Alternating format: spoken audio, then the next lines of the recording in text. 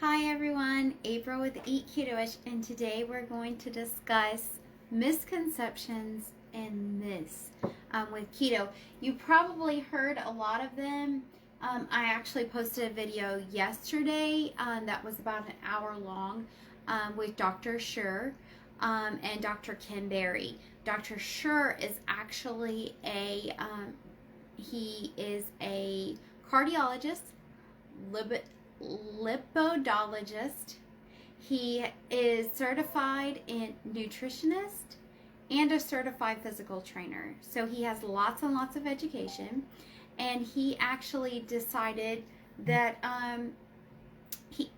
he would start Diet Doc. He's now on staff for Diet Doctor, and he is a cardiologist that talks about keto and low carb diets and the benefits for heart health, because that's one of the biggest things I actually hear from people who are interested in keto.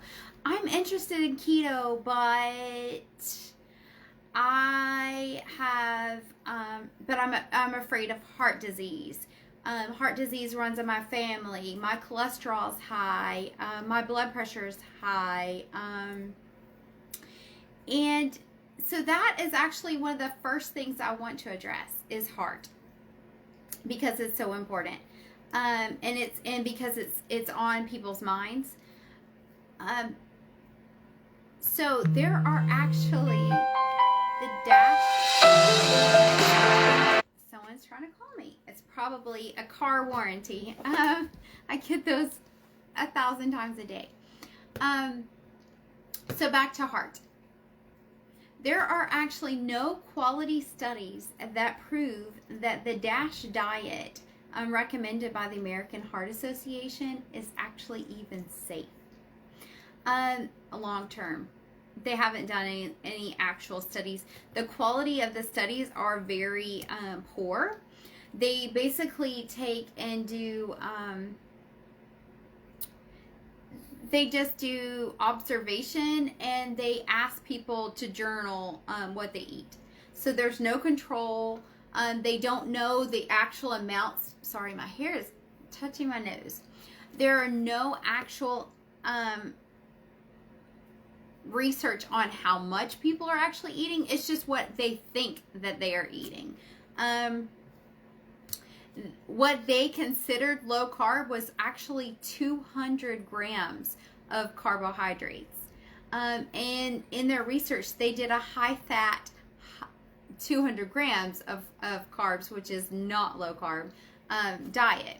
So the research is not even there. It's unfounded that the DASH diet is even even does anything for your heart. So that's myth number one. So you think that because the DASH diet is recommended by the American Heart Association or by your doctor, that there's actually research that proves that it works and that it helps your heart, and there isn't. And honestly, the risk factors for heart conditions are obesity is one of the highest risk factors for heart conditions, and type 2 diabetes is another high risk factor for heart disease. Hypertension, high blood pressure, and metabolic syndrome, along with like sleep apnea. Those are the risks associated with AFib. Dietary fat and cholesterol does not clog arteries. And that is another myth, that if you eat cholesterol, it's going to raise your cholesterol. And cholesterol is not even a very accurate risk factor for heart disease, and it does not, unfortunately, it's a very minimal risk. There's a lot of money in telling you that you need to lower your cholesterol. Honestly, HDL is your most, if you want your HDL higher, when your HDL is low, it's actually an indicator of metabolic disorder.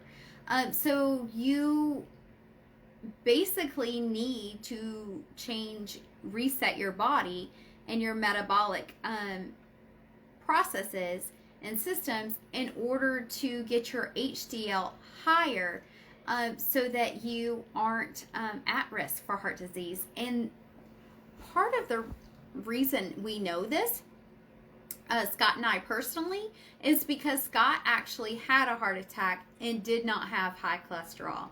He actually, though, had low HDL.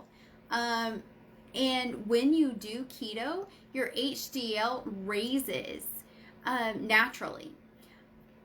So also keto, you're going to need more sodium. You're going to need more electrolytes because it's a naturally diuretic diet.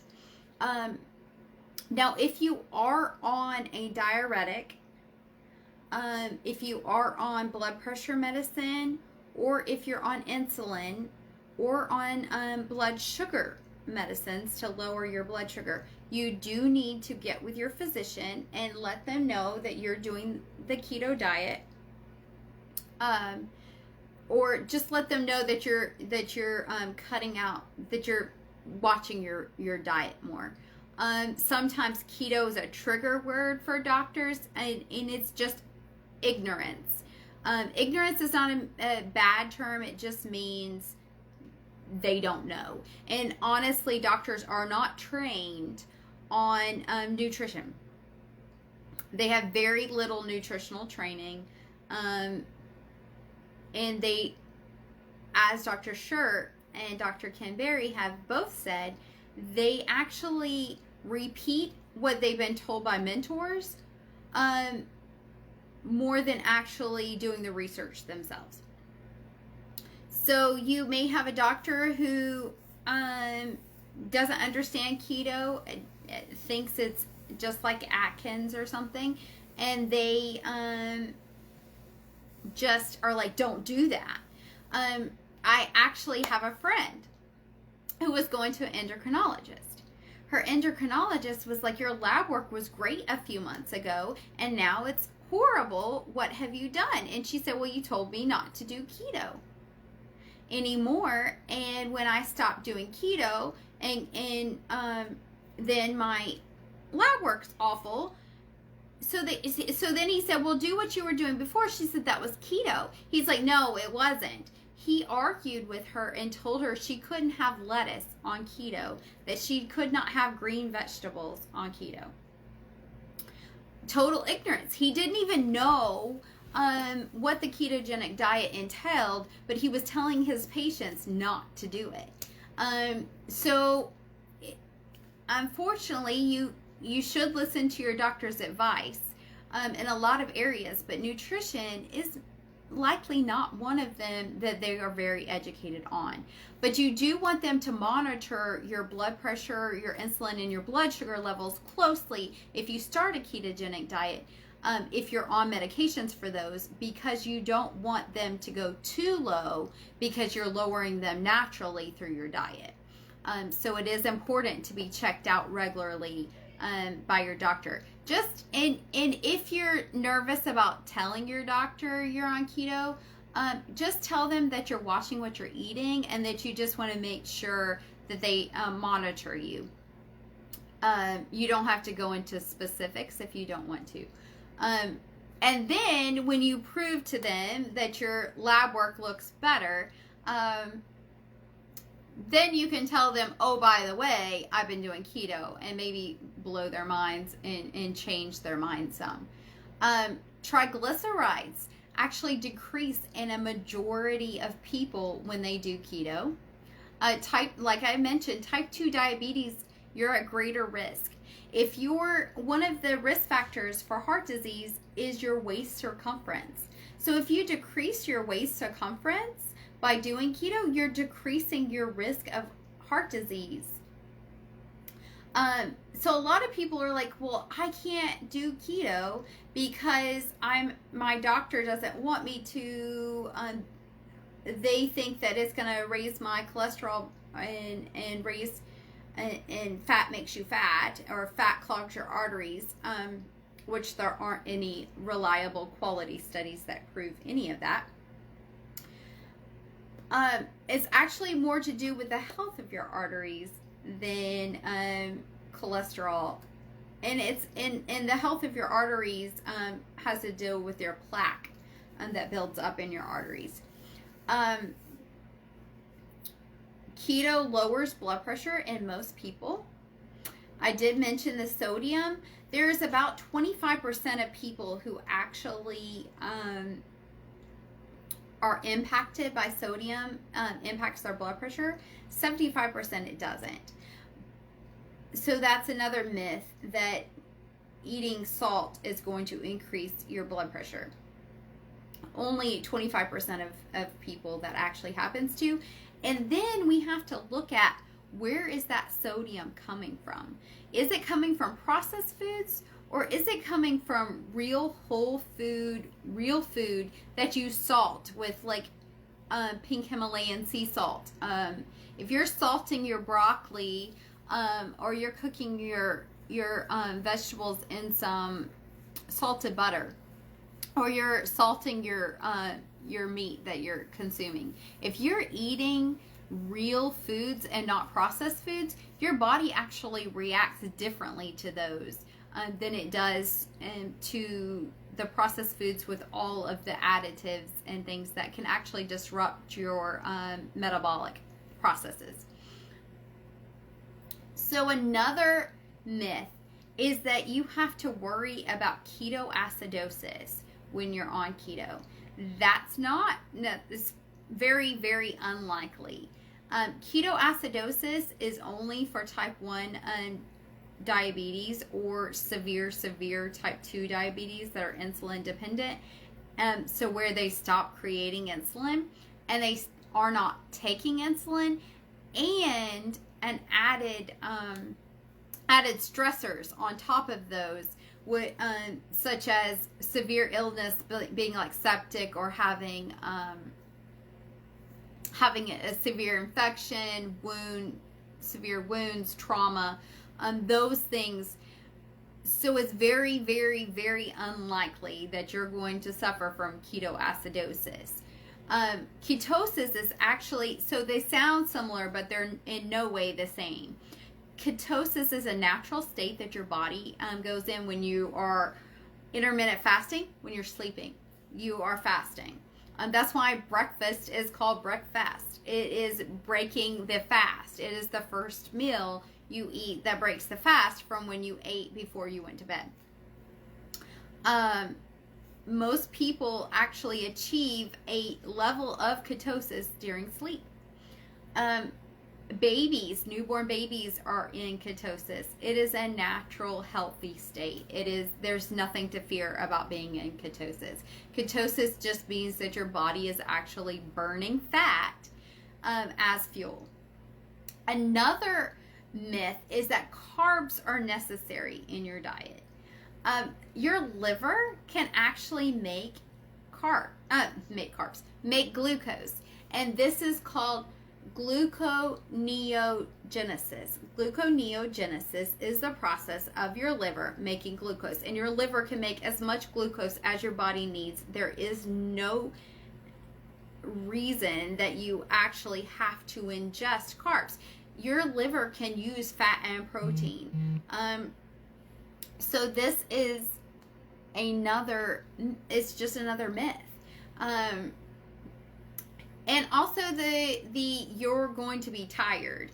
I can assure you, and there are plenty of people who've done keto for long periods of time that can tell you, you will not be exhausted. If you're exhausted, you may actually need to have electrolytes, which is something I promote continuously in order to avoid being depleted on your electrolytes, because keto, naturally your body's not holding on and retaining water.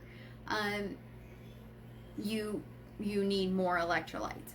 So if you're feeling sluggish, it's likely that you need more electrolytes in your diet. You need more potassium, sodium, magnesium.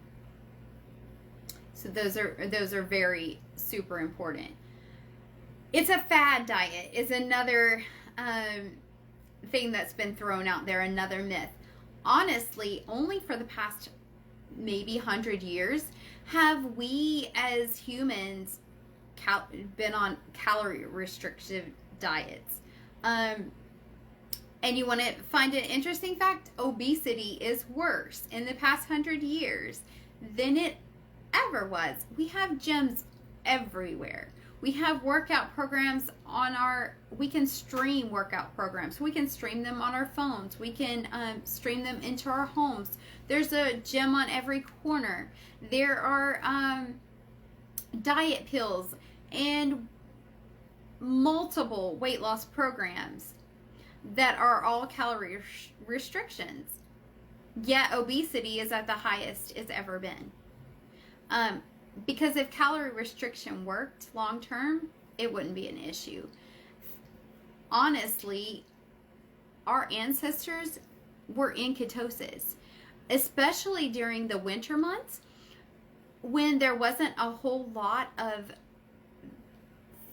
produce available. They mostly lived off of meats during winter months, especially in more severe colder climates. There's no nutrition in keto. You need carbs for nutrients. Breads are actually enriched with nutrients, which means that they don't inherently have them. Bread, they take and put vitamins into the bread to make it nutritious. It's not nutritious. It's actually empty calories.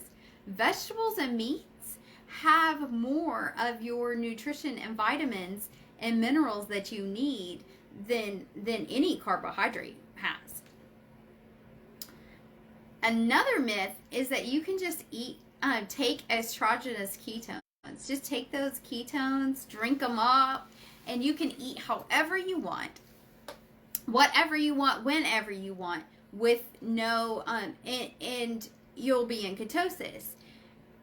Ketosis is when your body is burning its own fat. And so if you're drinking these ketones, your body's not burning its own fat to make them. It's kind of like if you were to take HGC, which is the hormone that the pregnancy tests look for to have a positive pregnancy test. If you took HCG and then you went and took a pregnancy test, a urine pregnancy test, you would show positive, even if you were a virgin.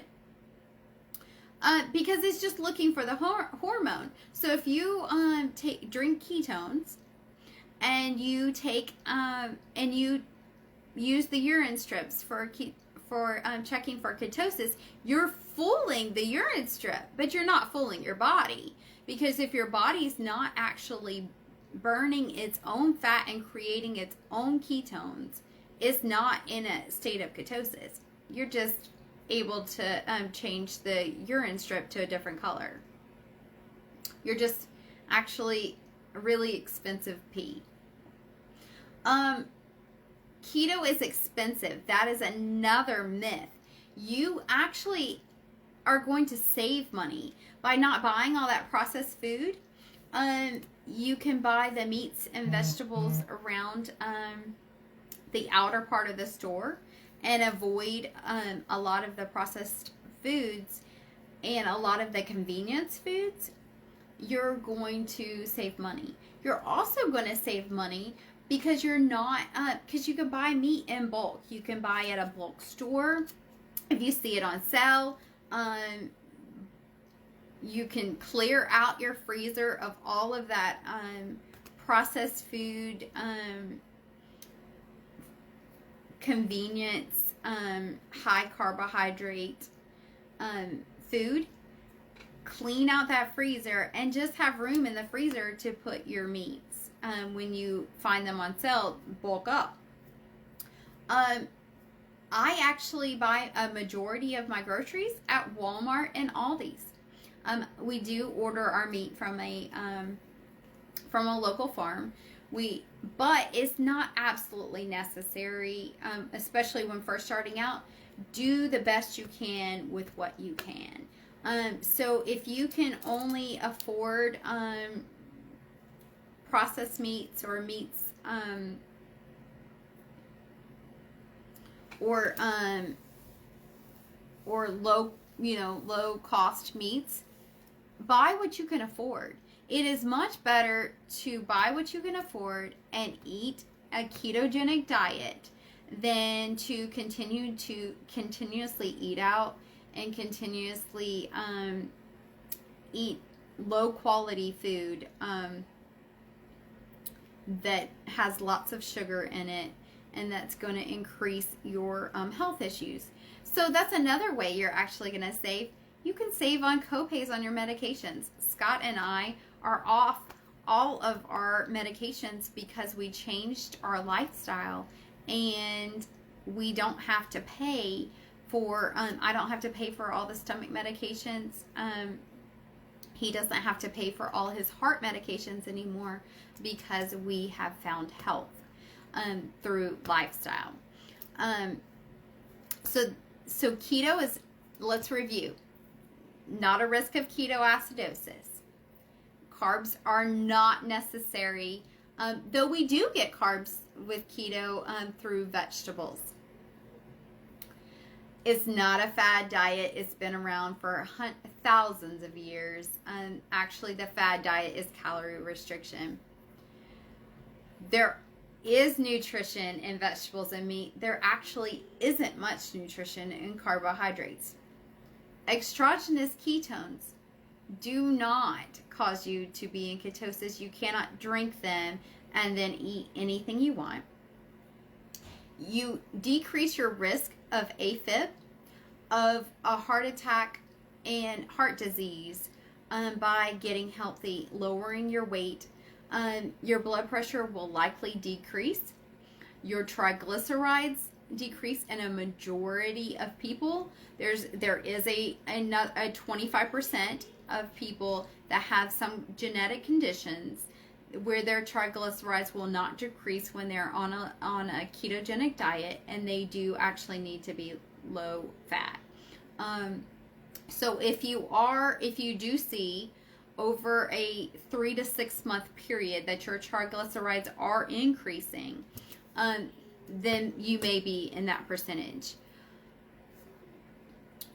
But for the majority of people, keto is actually decrease your risk of heart disease.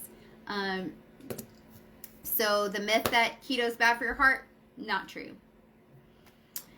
If you would like to know more about my program, I had exciting news today. I did share in the group. One of my clients sent me a message. She had lost 11.2 pounds in 1 month after years of trying to lose weight and not being able to. And she actually sent me a message and said, I never thought I was going to be able to lose weight again. And I was able to help her. We problem solved. We figured out what worked best for her body, and we made a plan for her. And she is now steadily losing weight this month and feeling better than ever. And so I would love to help you with that. That is actually part of the reason I do what I do, is because I want to help you find that help also. So I hope you enjoy the rest of your day. And if you are interested, just hit Eat Ketoish, hashtag Eat Ketoish. You can send me a message. You can comment and say me, and I will reach out to you. And you can go to my website, eatketoish.com, and schedule a call with me. Or you can look at how to work with me as your coach. And if you're ready now to just join, there's a link there for that also. And thank you. I hope you have a wonderful day. See you all next week.